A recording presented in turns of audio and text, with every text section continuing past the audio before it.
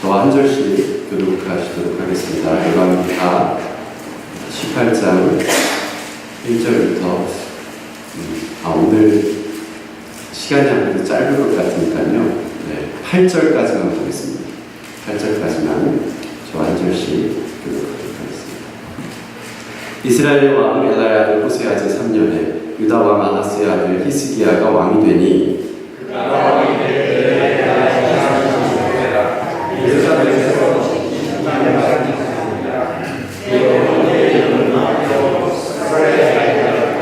히스기야가 그의 조상 다윗의 모든 행위와 같이 여호와 앞에서 보시기에 정직하게 행하여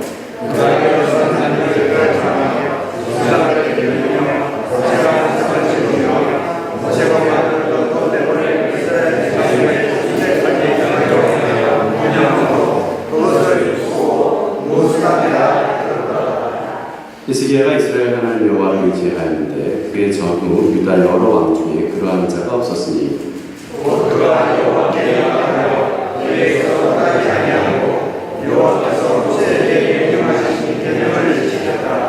여호와 앞에서 그와 함께 하시매 그가 어디로 가든지 형통하였더라. 저가 아수르 왕을 배반하고 섬기지 아니하였고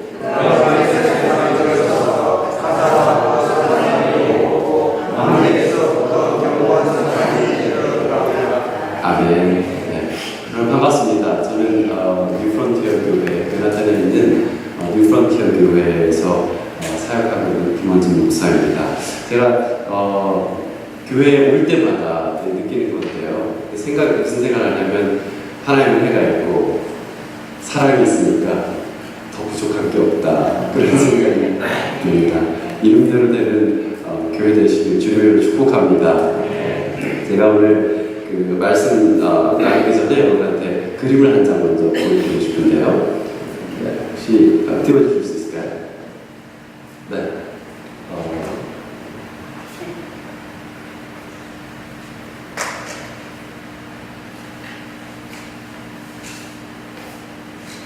보이시나요? 안 보이시죠? 네. 이 그림이 보여야 되는데. 보네요. 네. 이 그림은 존 에버레이스라는 사람의 그림인데요. 제목은 My First Sermon입니다. 그러니까 My First Sermon, 내 처음 설교라는 거예요. 그러니까 그 첫 설교 듣는 자리에 꼬맹이가 간 거예요. 너무너무 귀엽죠? 그러니까 너무너무 그냥 있는 그 자체만으로도 너무나 귀엽고 깨물어주고 싶을 정도로 사랑스러운데 자기 아버지가 이 아이를 너무 예뻐하면서 이렇게 그린 그런 그림입니다. 아이가 눈을 동그랗게 뜨고 있죠. 그리고 단정히 앉아 있고요. 모자를 쓰고 외투를 입은 채로 발을 가지런히 모아 놓고 있습니다. 그리고 성경은 바로 옆에 이렇게 놓여 있고요. 삐죽이 나오는 그 손수건 그리고 옆에 놓인 장갑 정도가 이 그림에서 흐트러진 부분이다 할 정도로 아이는 약간 긴장이 있고 뭔가 이렇게 뭔가 집중하려는 그런 모습을 보여주고 있습니다. 그러니까 작가가 이 아이를 보고서 너무너무 예뻐서 이제 그린 건데요. 저도 아마 제가 그림을 좀 그린다 싶었으면 저런 그림 아마 수백 장이라도 그렸을 겁니다. 그런 능력이 없으니까 저희 딸들은 이제 못 그려줬는데요. 두 번째 그림을 한번 보여주시겠어요?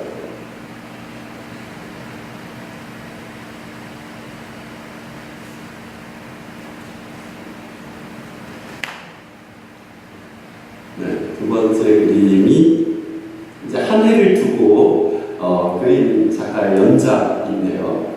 보이시나요? 네. 이 두 번째 그림의 제목이 뭘까요? My Second Sermon입니다. 두 번째 설교 들어가서는 애가 잘 자고 있습니다. 애는 긴장이 완전 풀어져가지고 잠들어 있고요. 모자는 옆에 놓여 있고요. 발은 자연스럽게 늘어뜨려져 있습니다. 아주 평온히 숙면을 취하고 있는 그런 것처럼 보이고요. 여러분도 이제 오늘 좀 피곤하시면 저 자세로 저대로 주무시면 딱 되겠습니다. 그러니까 이렇게 사랑스러운 아이의 어떤 그림 연작을 통해서 작가가 이제 재치 있게 좀 드러내고 싶었던 건 아마도 이 작품의 제목과 관련이 있을 것 같습니다. 첫 번째 그림에는 있는데 두 번째 그림에는 없는 게 있거든요. 혹시 눈치채셨나 모르겠어요. 네, 그렇죠. 첫 번째 그림에는 성경이 놓여 있는데 두 번째 그림에는 성경이 없습니다. 그리고 또 없는 게 있는데요. 손수건이 없고요. 그리고 이제 장갑이 없습니다. 그러니까 첫 번째 설교를 들을 때는 장갑을 벗었거든요. 여러분 뭘 민감한 거를 제대로 터치하고 싶을 때 여러분 장갑 끼고 하는 사람은 없죠. 말씀을 내 손으로 생생히 만지고 싶다. 그런 의도가 이제 장갑을 벗은 그 모습에 이제 보여지는 거예요. 첫 번째 설교를 들을 때. 근데 두 번째 설교라고 하는 그 제목의 그림에는 장갑도 없고 손수건도 없고 그다음에 성경도 없다는 겁니다. 그러니까 손수건이 필요 없다는 거. 여러분 인간에게 있어서 가장 진실한 액체 세 가지가 피, 땀, 눈물 아니겠습니까? 근데 이제 그런 긴장감에서 땀도 안 나고 눈물도 흐르지 않는 그런 설교라는 거예요. 두 번째 설교가.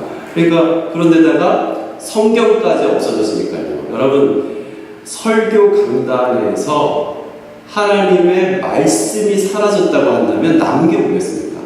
아무것도 안 남은 거나 마찬가지인 것이죠. 졸립게 아주 그냥 의미 없게 반복되는 그런 웅얼거림만 남아있다는 그런 농담 섞인 비판이 이 그림에 나타나고 있는 것이지요. 설교자 입장에서는 아주 정신이 번쩍 드는 그런 그림이라고 할 수 있습니다. 청중의 입장에서도 마찬가지죠. 두 번째 설교라는 이 제목에서 이 second, 두 번째라는 말이 단지 수량적으로 두 번째다라는 것만을 의미하지는 않은 것입니다. 우리에게 이미 익숙해져 버린 것들, 우리한테 달고 달아서 반복되는 중에 더 이상 그 가치가 살아나지 않는 것들, 그것들을 새롭게 해야 된다는 그런 뜻이 이 그림에 담긴 것이지요. 무료하게 느끼는 어떤 삶의 소중한 것들, 그것들을 살려내야 한다는 것입니다. 여러분이 말씀을 기대하는 마음으로 벅찬 감격으로 들었던 때가 언제였습니까? 지난주에 소규모 목사님 설교를 이렇게 다들 들으셨잖아요. 그죠? 우리가 설교를 매번 듣는데요. 하나님의 말씀을 매번 듣는데요. 하나님의 말씀이 내 안에 없고 나태와 무기력 이것만이 나를 지배하고 있지는 않은가. 말씀 들어봐도 안 되더라, 해봐도 안 되더라, 이런 어떤 패배주의, 경험에 의해서 학습된 이런 무기력, 의지박약, 이런 게 우리 삶에 자리하고 있어서 더 이상 말씀을 새롭게 하지 못하는 삶을 살고 있지는 않은가. 그런 질문을 저는 이 그림을 통해서 읽어낼 수 있었습니다. 그런 의미에서 본다면 오늘 본문 우리가 읽은 히스기야라는 사람은 굉장한 사람입니다. 정말 말씀을 읽는 우리로 하여금 정신이 번쩍 들게 만드는데요. 1절에 보면 유다왕 아하스의 뒤를 이어서 그 아들 히스기야가 왕이 되었다고 합니다. 여러분 혹시 성경에 아하스라는 인물, 아하스 왕에 대해서 여러분이 아시는지 모르겠지만 유다에요, 이렇게 악한 왕이 있었나?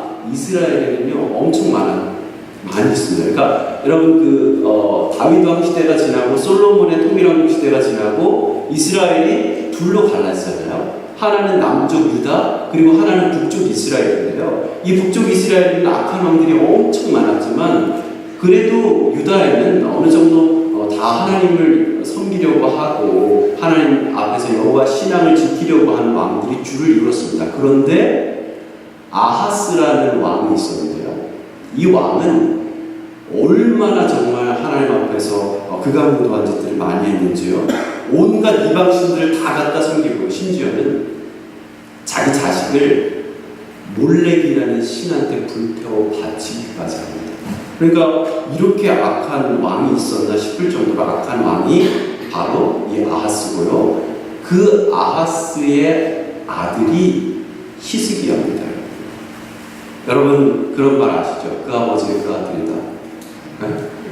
그러니까 지금 아하스라는 이렇게 악한 왕이 있었으니까 그 아들 히스기야가 왕이 됐을 때 히스기야가 정말 하나님 앞에 온전히 설 수 있을 것인가 사람들은 다 궁금했을 겁니다.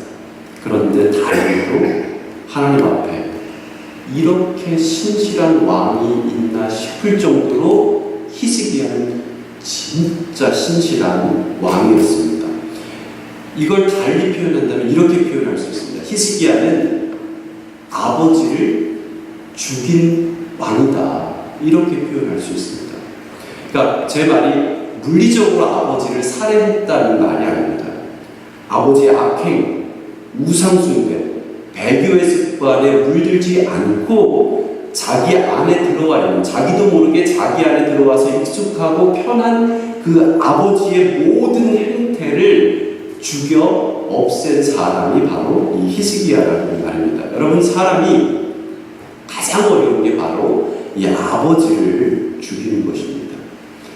다시 말해서 자기 아버지를 넘어서는 것, 그것이 가장 어렵다는 말입니다. 내 안에 너무나 자연스럽게 들어와 있는 것이 부모지요. 가장 익숙하고 가장 편한 것이고 그것이 옳고 유익하다고 생각하기가 쉽습니다. 그런데 히스기야는 자기한테 있는 그 익숙한 것들을 끊어내고 하나님의 말씀 앞에 섰다는 것입니다. 우리가 길들여진 편안한 방식대로 살아가려고 하는 그 경향이 있는데 그거를 버리고 그걸 던져버리고 일어서는 왕이 히스기야라는 것입니다. 여러분, 이 익숙한 경향성을 다른 말로 표현하는 원죄라고도 할 수 있습니다. 내게 모든 것을 제공해준 그 아버지의 방식이 우리는 길들여지기 쉽거든요. 아버지의 권력에 순응하고 살아왔거든요. 그래서 아버지가 불의를 행했음에도 불구하고 그것조차도 그대로 행하기가 쉽다는 것입니다. 그런데 히스기야는 그것을 끊어낼 수 있는 용기를 가졌던 사람이었습니다. 또 다른 면에서 살펴보면요, 아버지가 너무 밉고 싫어가지고 아버지가 옳게 행했던 그것을 따라서 행하지 않기도 쉽습니다. 그래서 목사 자식들이 이렇게 개차반 같은 경우가 더 있잖아요. 아버지가 믿고 싫으니까 교회도 싫은 거예요. 아버지가 믿고 싫으니까 하나님도 싫은 거예요. 그렇게 해서 잘못된 길로 들어섰다가 회개한 아들들도 있고 회개하지 못한 아들들도 있는 것을 우리는 볼 수 있습니다. 여러분, 그것은 누구의 연약함입니까? 아들의 연약함이죠. 아버지와 상관없이 아버지를 넘어서는 사람이 되어야 하는데 많은 경우의 사람들은 그것에서 실패합니다. 히스기야는 이런 한계를 넘어서서 아버지 아하스의 길로 가지 않고 그 아버지의 한계를 부정하고 하나님 앞에 서서 위대한 개혁을 단행한 사람이 되었습니다. 여러분, 부모 탓할 일이 아닙니다. 주변을 탓할 것이 아닙니다. 환경과 처지를 탓할 것이 아닙니다. 생명의 근원 되신 하나님, 모든 만물의 창조주가 되신 우리 아버지, 온 인류의 아버지가 되신 그 하나님을 의지하고 믿고 내 아버지 삼아서 나아간다면 우리는 우리의 육신의 아버지의 한계를 넘어설 수 있고 하나님께서 내 인생에 맡기신 그 위대한 개혁을 단행해 나아갈 수 있게 되는 것입니다. 여러분, 그런 삶에는 한계를 넘어서는 하나님의 은혜가 있습니다. 하나님의 능력과 영광이 충만하게 됩니다. 여러분, 하나님 앞에 서서 선대의 한계를 넘어서는 그런 복된 삶을 사시길 축복합니다. 히스기야가 왕이 될 때 여러분 나이가 몇 살인지 아십니까? 25입니다. 저희 가만 보니까 다 25이신데요. 네, 다 25 되신 분들인데요. 그리고 왕위에 올라서 곧바로 국정을 바로잡고 여호와 하나님만을 온전히 섬기기 위해서 모든 우상들을 다 척결합니다. 그의 나이를 생각하면요, 대단한 용단이라고 생각하고요, 추진력 또한 굉장합니다. 여러분, 어려서 뭘 못한다는 것은 핑계가 되기 쉽습니다. 고작 25의 나이에 왕이 된 히스기야는 아주 과감합니다. 아주 치밀하게 개혁을 단행했습니다.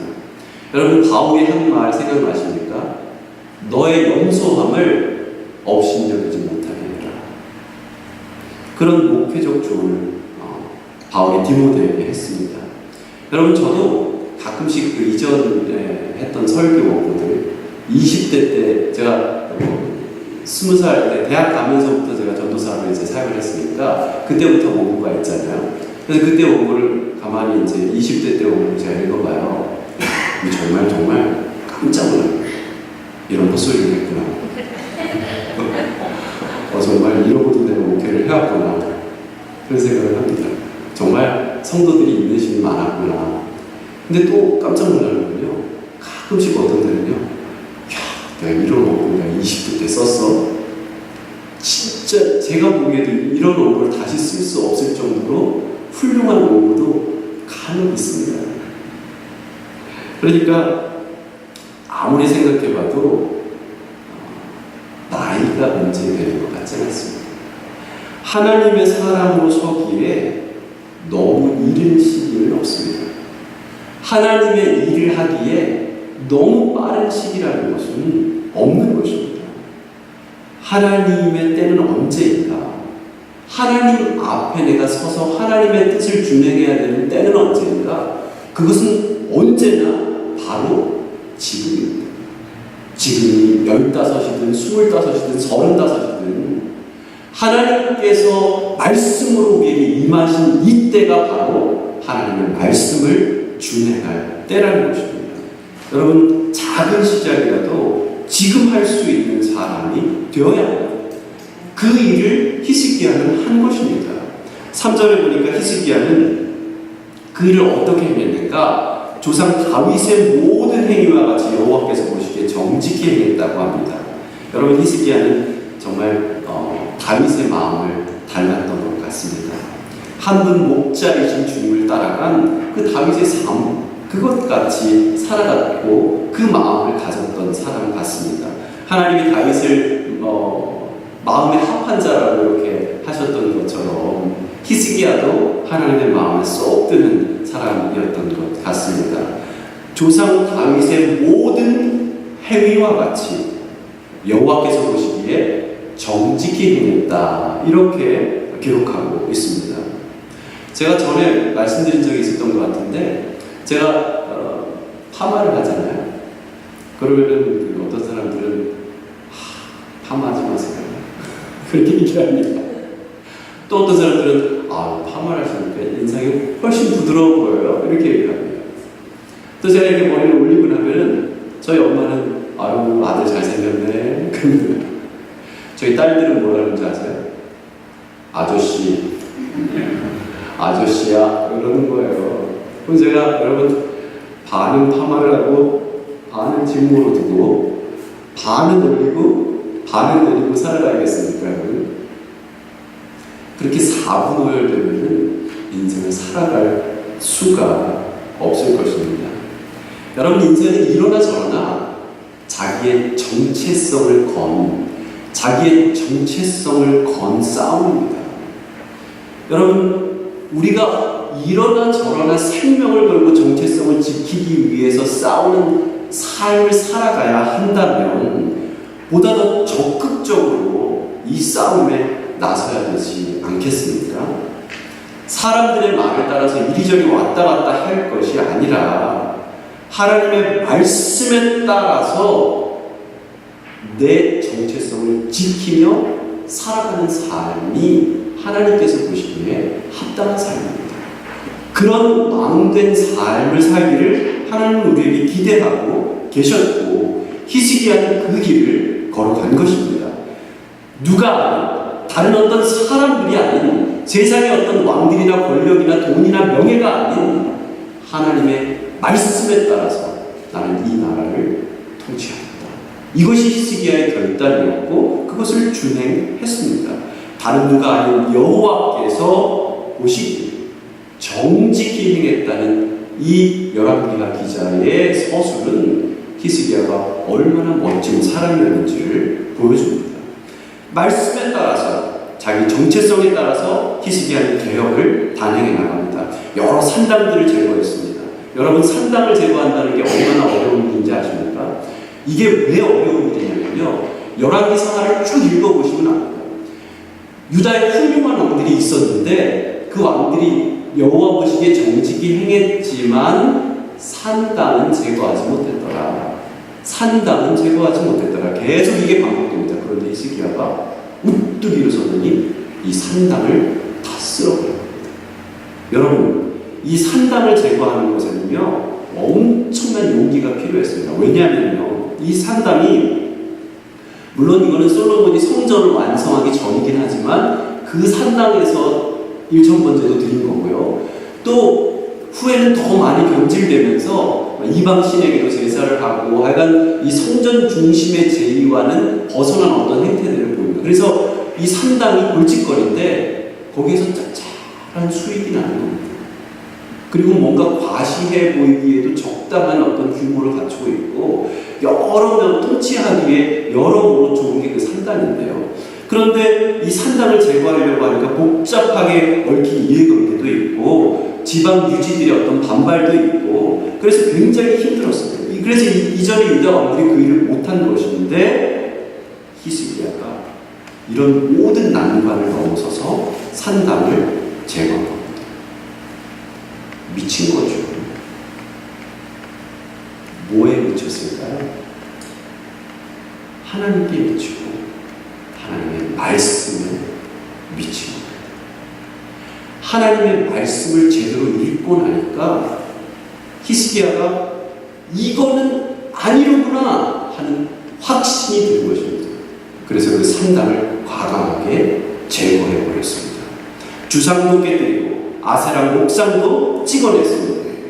오직 여호와 하나님만이 참된 하나님이신 것을 온 천하에 드러내고 그 하나님만을 따라서 자신의 삶을 하나님께 바치기로 결단했습니다. 심지어는 모세 때부터 내려오던 놋뱀을 다 부숴버렸습니다. 여러분 이 놋뱀이 얼마나 대단한 놋뱀인지 아시죠? 이 놋뱀이 어떻게 해서 만들어지냐면요. 이스라엘이 출애굽을 해가지고요.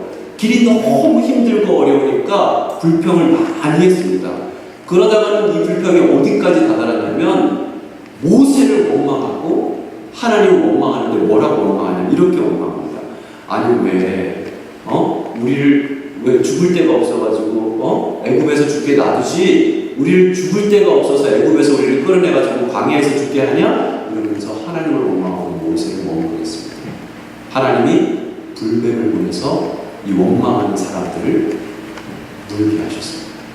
그러니까 이 사람들이 그제서야 잘못을 깨닫고 잘못했습니다 하면서 제발 하나님께 기도해가지고 이 불뱀들을 좀 떠나게 해달라고 그렇게 했습니다. 그러니까 모세가 기도했고 하나님께서 뭐라고 말씀하셨냐면 불뱀을 만들어서 놋으로 불뱀을 만들어서 장대 위에 매달아라. 그러면 물린 자마다 그것을 보면 살게 될 것이다 이렇게 말씀하셨습니다. 여러분 생각해보세요. 불뱀에 물려 죽어가고 있는데 놋뱀이 눈에 들어오겠습니까?